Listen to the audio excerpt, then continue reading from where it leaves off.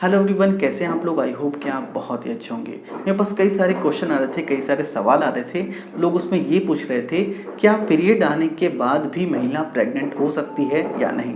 अगर आपके मन में भी इस तरह का सवाल है तो इस वीडियो को ध्यान से पूरा ज़रूर देखिए, क्योंकि इस वीडियो में आपको इस क्वेश्चन का आंसर डिटेल में देने वाला हूँ।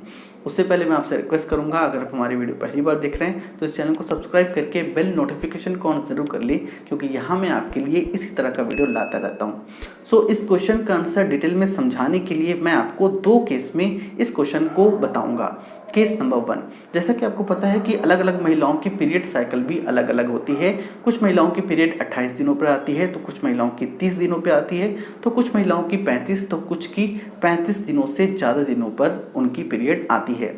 यहाँ पे मैं आपको बता दूं कि जिन महिलाओं की पीरियड साइकिल 28 से 35 दिनों के बीच होती है तो उसे रेगुलर पीरियड साइकिल माना जाता है, यानी कि उसे रेगुलर पीरियड कहा जाता है। जिन महिलाओं की पीरियड 35 दिनों से ज़्यादा दिनों पर आती है या 28 दिनों से कम दिनों पर आती है तो उस तरह की पीरियड साइकिल को इर्रेगुलर पीरियड साइकिल कहा जाता है, यानी कि उसे इर्रेगुलर पीरियड कहा जाता है।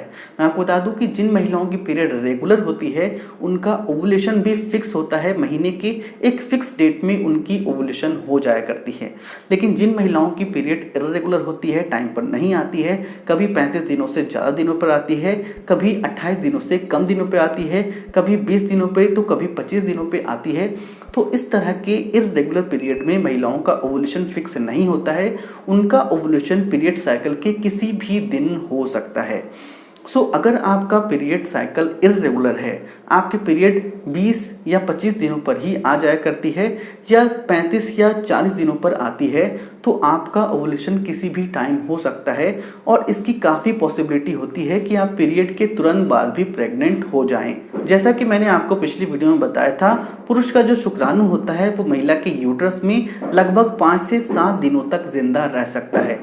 अगर आपने पीरियड आने के 1 या 2 दिन पहले अपने पार्टनर के साथ रिलेशन में रही हैं और आपकी पीरियड साइकिल 20 दिन, 25 दिन या 26 दिनों की है, तो आप पीरियड आने के बाद भी प्रेग्नेंट हो सकती हैं, क्योंकि शॉर्ट पीरियड साइकिल में महिलाओं का ओवुलेशन पीरियड खत्म होने के तुरंत बाद ही स्टार्ट हो जाता है और वैसे में महिलाओं के प्रेग्नेंट होने के चांसेस भी हो जाती है। केस नंबर 2, अगर आपकी पीरियड हमेशा टाइम पर आया करती थी, हमेशा आपकी पीरियड रेगुलर रही है, लेकिन इस बार आपकी पीरियड जो आई है वो थोड़ी लेट आई है और ये पीरियड बहुत ही हल्की आई है, आपको 1 या 2 दिन हल्की हल्की स्पॉटिंग ही नजर आई है, तो इसका साफ मतलब है कि आप प्रेग्नेंट हो चुकी हैं।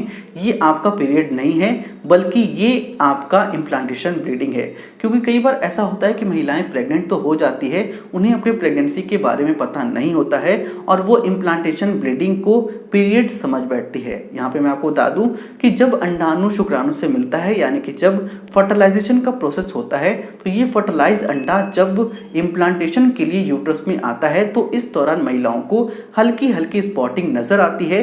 ये इम्प्लांटेशन ब्लीडिंग होती है और महिलाएं सक्सेसफुल प्रेग्नेंट हो जाती है।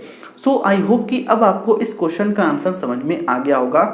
कुछ रेयर केसेस में महिलाएं पीरियड आने के बाद भी प्रेग्नेंट हो सकती है, लेकिन ऐसा बहुत ही कम देखा गया है। लेकिन कुछ रेयर केसेस में कुछ महिलाओं के साथ इस तरह की समस्याएं हो सकती है।